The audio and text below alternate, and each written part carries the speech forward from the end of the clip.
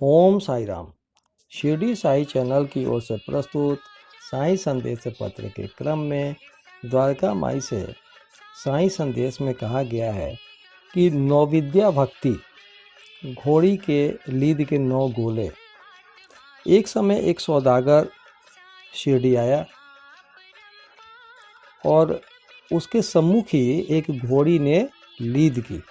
जिज्ञासु सौदागर ने अपने धोती का एक छोर बिछाकर उसमें लीद के 9 गोले रख लिए और इस प्रकार उसके चित्त को शांति प्राप्त हुई।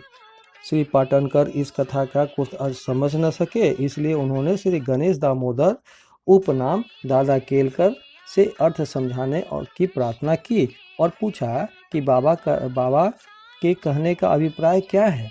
वे बोले, जो कुछ बाबा कहते हैं उसे मैं स्वयं भी अच्छी तरह से नहीं समझ सकता, परंतु उनकी प्रेरणा से जो कुछ मैं समझ सका हूँ वह तुमसे कहता हूँ।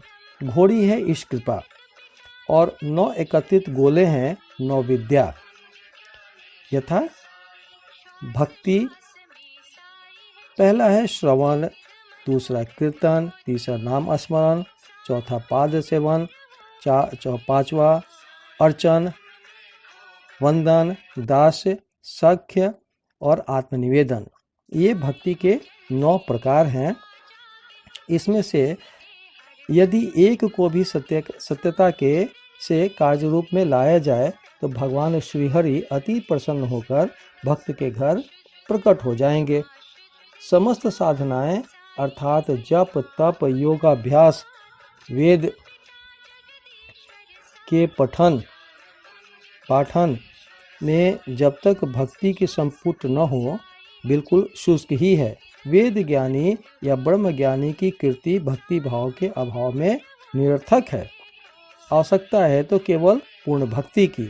अपने को भी उसी सौदागर के समान जानकर और व्यग्रता तथा उत्सुकता पूर्वक सत्य को खोजकर 9 प्रकार की भक्ति को प्राप्त करो, तब कहीं तुम्हें दृढ़ता तथा मानसिक शांति प्राप्त होगी। ओम साई राम।